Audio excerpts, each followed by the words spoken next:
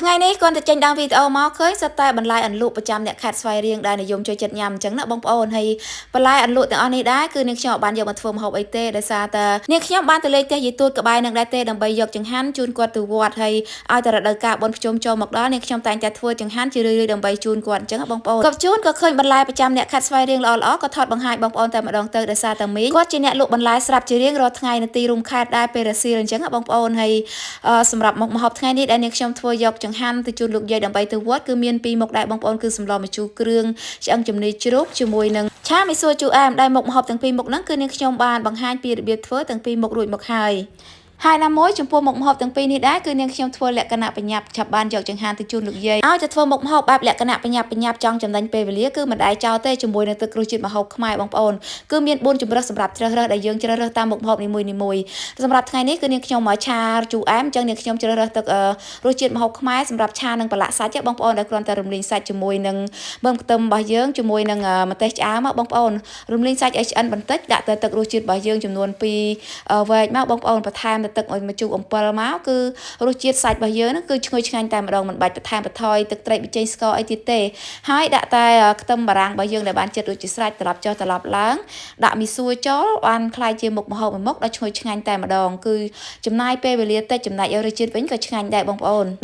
អាចតំណបានតាមរយៈ page ទឹករសជាតិម្ហូបខ្មែរសញ្ញាពូចុងភៅមានពូចុងភៅធ្វើឲ្យម្ហូបឆ្ងាញ់គ្រប់ផ្ទះតែម្ដងហើយចំណេញពេលវេលាមែនទែនបន្ទាប់ពីធ្វើម្ហូបទាំងពីរមុខរួចមកគឺនាងខ្ញុំចាប់ផ្ដើមរៀបចំដាក់ចូលស្រាក់តែម្ដងបងប្អូនដោយសារតែម្ហូបទាំងពីរមុខនេះ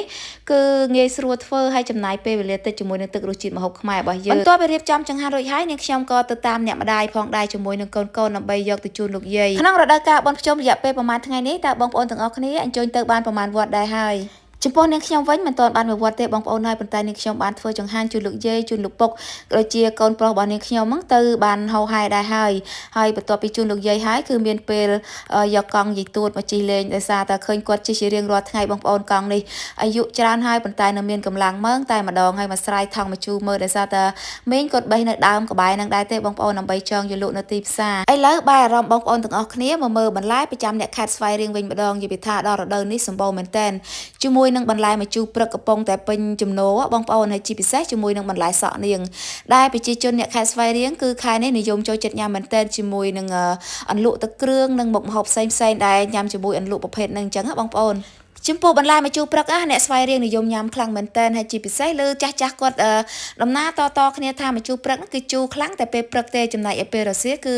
យើងញ៉ាំទៅជូររៀងតិចចំណែកឯមួយមុខនេះគឺស្គួនអំបោះគឺសុទ្ធតែបន្លែអ្នកស្វាយរៀងចូលចិត្តទាំងអស់តែម្ដងជាពិសេសជាមួយនឹងមុខម្ហូបផ្សេងដែលទាក់ទងនឹងអន្លក់នឹងឯងហើយមួយមុខនេះគឺតាគៀតដងវែកអ្នកខ្លះហៅតាគៀតអ្នកខ្លះហៅដងវែកផ្សេងគ្នា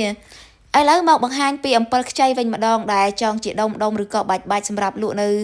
ពេលរសៀលដែលមីងគាត់លក់ប្រចាំថ្ងៃដែរបងប្អូនគឺម្ជូរអំពិលនេះគឺគាត់មានបេះដោយខ្លួនឯងតែម្ដងគឺស្រួលមួយយ៉ាងដែរបងប្អូនបន្លែខ្លះគាត់ទិញមកពីគេមកលក់បន្តហើយបន្លែខ្លះទៀតគឺគាត់មានដាំដុះនៅផ្ទះស្រាប់មកលេងផ្ទះយាយទួតបានមកសន្ទុះឥឡូវលោកយាយគាត់ធ្វើដំណើរចេញទៅវត្តហើយបងប្អូនឲ្យបងប្អូនស្រីគាត់ជូនទៅអញ្ចឹងហើយក៏ជូនបន់ជូនមាក់ជូនផលដល់បងប្អូនទាំងអស់គ្នាផងដែរនៅរដូវកាលបុណ្យភ្ជុំនេះ